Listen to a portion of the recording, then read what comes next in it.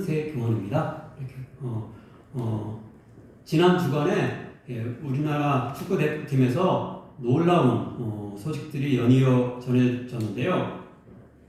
아시안컵 4강전인 요르단과의 경기 전날 저녁에 슈퍼스타 2명, 즉 주장 손흥민과 4세대 에이스 이강인이 저녁 식사 중에 탁구 문제로 언젠가 몸싸움을 벌였고, 이 과정에서 손흥민이 본의 아니게 손가락 부상을 입어서 다음날 경기 패배에 영향을 미쳤다는 뉴스가 헤드라인을 계속하여 장식했습니다. 다음으로 독일 국가대표 레전드 선수 출신이자 전 세계 축구계에 여전히 손꼽히는 유명 인사로 이렇게 알려진 독일 출신의 우리나라 국가대표팀 감독이었던 클린스만에 대한 공식적인 해임 경질 뉴스가 또한 전해졌습니다. 기존에 논란이 되어왔던 전술 능력 부족과 국내에 거의 머무르지 않는 근무 태만에 더해서 이번 탁구 사태에서 드러났듯이 결정적으로 감독으로서 선수단의 기강을 잡지 못하며 지도력까지 결여되었다는 이유에서입니다. 단지 축구팀뿐만 아니라 크고 작은 모든 단체와 조직에서 그것을 이끄는 지도자의 자질이 매우 중요한데요. 우리는 그것을 흔히 지도자에게 권위가 있느냐 없느냐로 표현합니다. 클린스만에게 감독으로서의 권위가 거의 없었던 것은 확실한 것 같고요. 따라서 방임적으로 선수들 자체적으로 문제를 해결하도록 맡기기만 한 것 같습니다. 손흥민에게 주장으로서의 권위가 있었느냐는 양측의 이야기를 더 들어봐야 할 것 같은데요. 과거 손흥민이 막내 시절 주장 박지성의 가방을 대신 들어주고 선배들의 생수병 심부름을 도맡아 할 정도로 전통적 권위에 익숙했다고 하는 반면, 매우 어린 시절부터 유럽에 축구 유학을 간 이강인은 나이보다는 실력과 능력에 따른 민주적 권위를 주장하다가 서로 충돌한 것으로 보입니다. 이제 성경 말씀을 통해 예수님이 모범을 보이신 지도자로서의 참된 권위가 무엇인지, 그리고 예수님이 그런 권위에 의해서 우리에게 무엇을 교훈하려고 하셨는지 상고해 보도록 하겠습니다. 오늘 성경 본문에서 예수님은 권위 있는 선생님으로 묘사되고 있는데요. 즉 22절은 그가 가르치는 것이 권위 있는 자와 같고 서기관들과 같지 아니함이로라 라고 말씀하고요. 다음으로 27절은 예수님께서 귀신을 쫓아내시는 이적을 행하신 후 사람들이 놀라며 예수님의 가르침을 권위 있는 새 교훈이라고 표현합니다. 예수님께서 엄청난 권위 또는 흔한 말로 카리스마를 지니셨다는 것은 바로 앞에 4명의 제자를 부르신 사건에서도 증거되는데요. 즉 갈릴리 해변의 어부였던 시몬과 그 형제 안드레, 그리고 세베대의 아들 야고보와 그 형제 요한은 나를 따라오라, 너희로 사람을 넘는 어부가 되게 하리라 라는 예수님의 말씀만을 듣고 즉각적으로 반응하여 모든 것을 버리고 예수님의 제자로 그분을 계속 따라다니게 된 것입니다. 오늘날의 개념으로는 이해하기 힘든 모습인데요. 과거 도제 제도가 보편적인 시절에는 제자가 한 분야의 장인인 스승의 문화에 들어가 그 스승의 지배에 기고하며 어떤 기술을 익히고 나중에는 그 스승의 대를 잇는 장인으로 활동하던 시절이라는 배경을 염두에 두면 될 것 같습니다. 특별히 여기서 예수님의 권위 있는 모습이 서기관들의 모습과 대조되는데요. 22절입니다. 그가 가르치는 것이 권위 있는 자와 같고 서기관들과 같지 아니함이로라. 그런데 여기서의 이미지와 달리 당시 서기관, 곧 율법교사, 누가복음에서는 서기관을 율법교사라고도 이렇게 좀 더 이해하기 쉽게 칭하고 있습니다. 서기관은 종교 사회적으로 최고위층의 신분과 직업이었기 때문에 모든 이들이 선망하는 대상이었다고 합니다. 당시 이스라엘의 최고 자치 의사결정 기구였던 사네드린 공회는 대제사장과 장로뿐만 아니고 서기관들로 이렇게 세 부류에 의해서 이렇게 구성되었는데 그 한 축이 서기관이었습니다. 그리고 각 지역에 있는 그런 서기관도 단지 교육 분야에서만 일한 것이 아니라 율법의 전문가로서 종교적이며 사법적인 결정에 그런 큰 권한을 지니고 있었다고 합니다. 따라서 서기관은 당시 공적으로 가장 큰 권위를 지닌 신분 중 하나였다고 할 수 있습니다. 마가복음 12장 39절은 서기관의 그러한 높은 위상을 암시하고 있습니다. 회당의 높은 자리와 잔치의 일자리를 원하는 서기관들을 삼가라. 그들이 회당의 가장 높은 자리와 잔치에 가면 어디 모임에 가면 제일 높은 자리에 위치했던 그런 상황을 여기서 이야기하고 있습니다. 그러므로 서기관의 제자가 되어 직접 율법에 대한 교육을 한번 받아보고 그 자신이 서기관이 되는 것은 당시 어린이와 청년들의 보편적인 꿈이었다고 할 수 있습니다. 아마도 오늘날 우리 사회에서 의사와 더불어 법률가들이 득세하고 청소년들의 선망 직업인데요. 법률가 이상의 권위와 힘이 당시의 서기관에게 있었던 것 같습니다. 그런데 서기관이 모든 사람들의 선망과 존경의 대상이었던 또 다른 이유는 대제사장이나 장로가 되는 일과 달리 어떤 혈연이나 가문, 대제사장은 이렇게 혈연에 의해서 이렇게 부모가 그 대제사장이면 아들이 물려보고 이런 식으로 된 것이고, 아마 장로는 지역의 유지이기 때문에 재산이 좀 있었던 것 같은데, 그런 가문이나 재산이 아니라 율법에 대한 지식과 전문성이라는 보다 객관적 기준과 능력에 의해서 서기관이 선발되었기 때문에 또 이렇게 보통 사람들의 또 지지와 또 존경을 받았다고 할 수 있습니다. 과거 우리나라의 사법고시 제도와 유사하다고 할 수 있습니다. 즉 예루살렘 서기관 중에는 상인과 목수, 천막 제조자와 못 대장장이 출신이 있었으며 유명한 힐렐이라는 사람은 날품팔이 출신이었다고 합니다. 근데 열심히 율법을 연구해가지고 그 자기 능력에 의해서 학식에 의해서 서기관이 될 수 있었다고 합니다.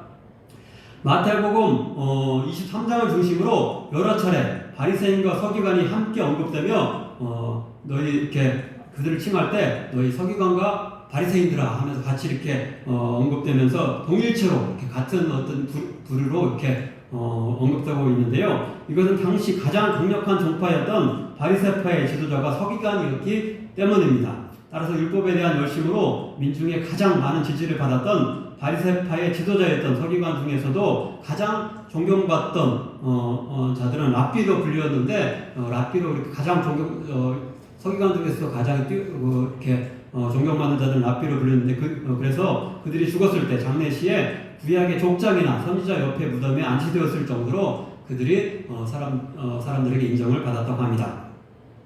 가장 명성이 있는 율법학자들은 그 당시 이스라엘 수도였던 예루살렘에서 활동했는데요. 따라서 그들 문화에서 공부하기 위해서 젊은 유대인들이 세계 곳곳에서 몰려들었다고 합니다. 헤롯 시대의 힐렐은 스마야와 압탈리온이라는 저명한 율법학자에게 배우기 위해 몇 주의 도보 여행을 마다하지 않고 바벨론으로부터 예루살렘까지 유학을 왔다고 합니다. 또한 압살롬의 아들인 하단이라는 그런 그 유명한 율법학자는 이집트에서 왔는데 나중에 예루살렘의 재판관이 됩니다.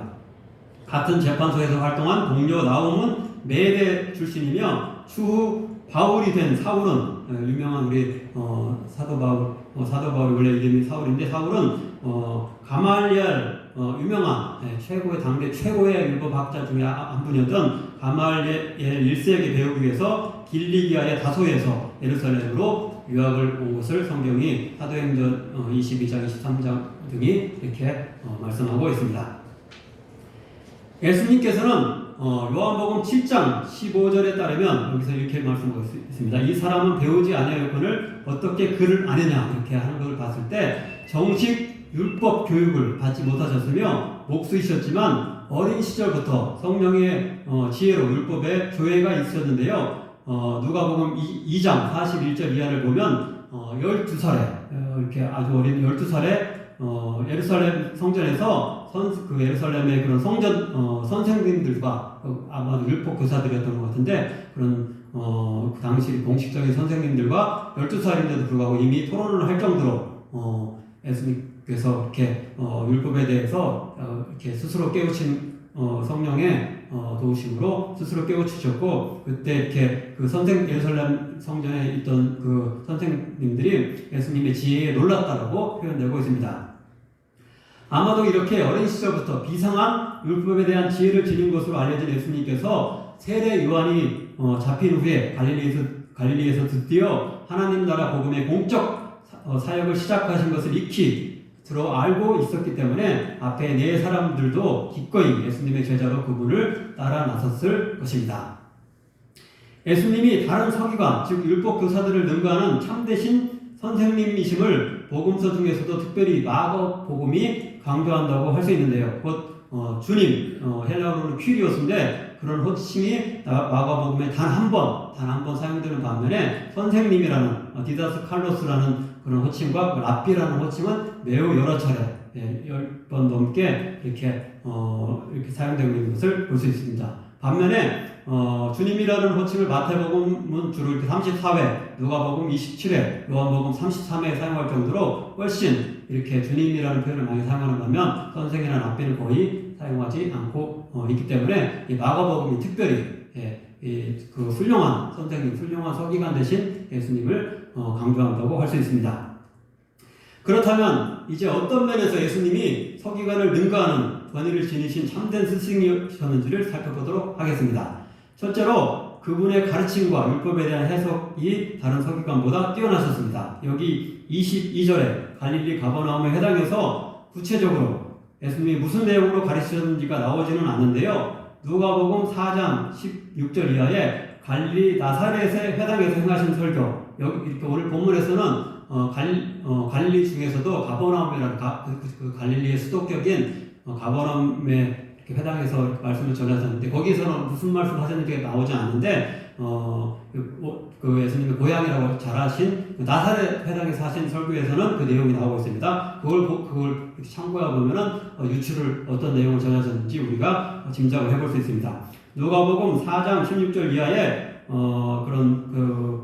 나사렛 회당에서 행하신 설교를 보면은 예수님께서 구약 이사야서를 인용하시면서 그 메시아에 대한 예언을 예수님 자신이 성취하셨음을 선포하시고 계십니다. 또한 마가복음의 조금 더 앞부분인 1장 15절을 보면은 하나님 나라가 도래에 있으니 회개하라고 선포하신 것을 볼 수 있습니다. 그래서 이 두 가지를 이렇게 종합해서 우리가 유추를 해보면은 아마도 구약에 하나님의 나라를 도래시킬 메시아에 대한 예언을 소개하면서 그 메시아가 바로 예수님 자신이다라고 그런 것을 주장하시면서 회개하고 예수님을 따를 것을 촉구하는 말씀을 하시지 않았을까 이렇게 생각을 해봅니다.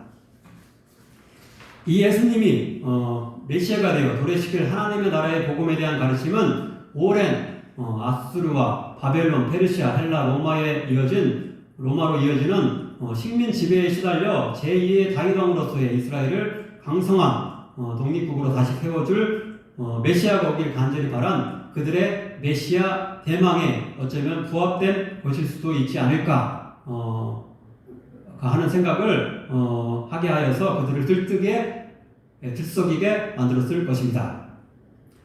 따라서 맨날 구약 율법 중에 정결법이나 안식일법 그리고 십계명법 등에 대한 자세한 해설과 엄격한 규정만을 강조하는 일반 서기관들의 가르침과 완전히 다른 신선한 느낌을 그들에게 주었을 것이기 때문에 여기서 예수님의 권위는 새 교훈이다라고 또 그렇게도 표현했을 것입니다. 뒤에 다른 장들에서도 예수님의 교훈이 서기관보다 더 권위 있었음을 이렇게 계속하게 지적하는데요. 단적으로 12장 28절 이하를 보면 한 서기관이 예수님께 나와 율법 중 첫째 되는 계명이 무엇인지를 물었을 때 지혜 있게 대답하시자 예수님을 선생님으로 호칭하고 자기가 이렇게 율법 교사임에도 서기관임에도 불구하고 제대로 교육도 받지 못했지만 자기보다 더 뛰어나기 때문에 예수님을 선생님으로 호칭하고 인정하면서 이후로는 그들이 다른 서기관들도 예수님을 시험하는 질문을 더 이상 하지 못했다라고 이렇게 나와 있습니다.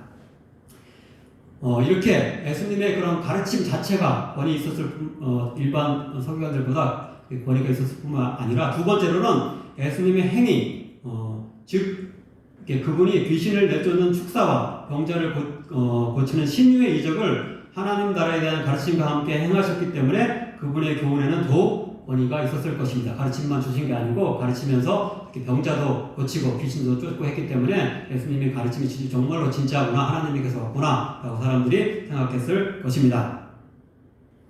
본문에서 예수님은 가르침 이후에 더러운 귀신 들린 사람에게서 그 귀신을 내쫓으시는 기적을 행하셨고요. 이어지는 이야기들에서는 시몬의 장모의 그 열병을 고치시는 이적을 행하셨으며 이후에도 많은 귀신 들린 자와 병자를 고치시는 능력을 보이셔서 그분의 명성이 갈릴리 저녁에 자자하게 되었으며 3장 22절을 보면 급기야 그분의 이름이 예루살렘에까지 전해져서 예루살렘의 서기관들이 그분을 감시하기 위해 먼 갈릴리까지 찾아오기에 이릅니다.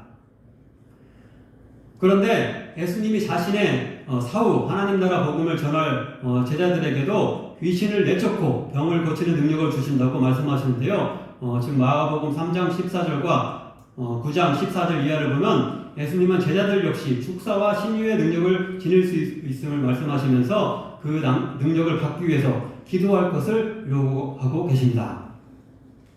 오늘의 우리 그리스도인들 역시 그런 능력을 받을 수 있음을 요한복음 14장 12, 13절이 또한 약속하고 있는데요. 즉 나를 믿는 자는 내가 하는 일을 할 것이요 또한 그보다 큰 일도 하리니 이는 내가 아버지께로 감이라. 너희가 내 이름으로 무엇을 구하든지 내가 행하리니 이는 아버지로 하여금 아들로 말미암아 영광을 받으시게 하려 함이라. 이렇게 예수님의 이름으로 우리가 기도하면은 이런 이렇게 특별한 이적을 행할 수 있는 능력이 우리에게도 임할 수 있다라고 여기서 약속하고 계십니다. 아무쪼록 우리들도 힘써 기도하여서 이런 능력을 받아서 보다 힘있게 하나님 나라 복음을 전할 수 있는 자들이 되기를 간절히 축원합니다. 하지만 마지막 세 번째로 예수님의 가르침에 권위가 있었던 것은 근본적으로 그분이 하나님을 대리하는 하나님의 아들 또는 본문처럼 하나님의 거룩한 자로서 그리스도 히브리어로는 메시아 자신이시기 때문입니다. 마가복음 1장 1절에서 예수님이 그런 분임을 증거하기 위해 마가복음이 쓰여졌다고 밝히고 있고요. 1장 11절에서 예수님이 요한으로부터 세례를 받는 중에 하나님이 사랑하시는 아들임이 선언되고요. 본문과 3장 11절에서는 그분이 하나님의 거룩한 자 그리고 또는 하나님의 아들이라고 귀신들의 말을 통해서 밝혀지고 있습니다. 다른 한편 예수님이 구약에서 예언된 제2의 다윗왕과 같은 메시아 곧 헬라어의 그리스도이심은 8장 29절에서 이 베드로의 고백을 통해서 증언되고 있는데요. 거기 보면은 주는 그리스도시나이다 하면서 베드로의 고백을 통해서 예수님이 메시아이심이 참된 메시아이심이 여기서 이렇게 증거되고 있습니다. 그런데 예수님은 자신의 메시아이심을 당시 유대인들이 그러했으며 베드로가 그러했듯이 다윗 왕 또는 얼마 전에 잠시 무력으로 독립을 쟁취했던 마카비아와 같이 정치 군사적 방법으로 이루시는 분이 아니었습니다. 8장 이하에서 상당히 많은 분량에서 마가복음에 상당히 많은 분량에서 16장인데 그 거의 절반 가까이가 예수님께서 이렇게 어떤 능력을 앞에서는 앞부분에서 기적을 행하시고 능력을 행하시고 그런 게 나와 있는 반면에 뒤에서는 오히려 십자가의 죽음을 통해서 십자가에 죽고 고난받으시고 십자가에 죽는 장면이 굉장히 많이 이렇게 나오고 있는데 그런 십자가의 죽음과 부활이라는 평화적 방법으로 이 세계의 구원자가 되실 것임을 예고하고 또 그렇게 행동하시며 제자들에게도 마찬가지로 희생과 고난의 십자가의 길을 갈 것을 당부하고 계십니다.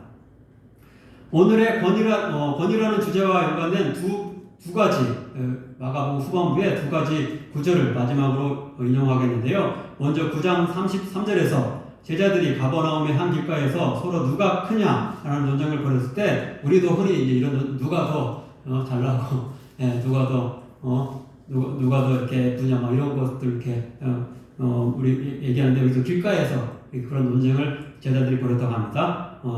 그때 이제 예수님께서 그들을 꾸짖으면서 이렇게 말씀하셨습니다. 누구든지 첫째가 되고자 하면 무사람의 끝이 되며 무사람을 섬기는 자가 되어야 한다. 이렇게 교훈하고 계시고요.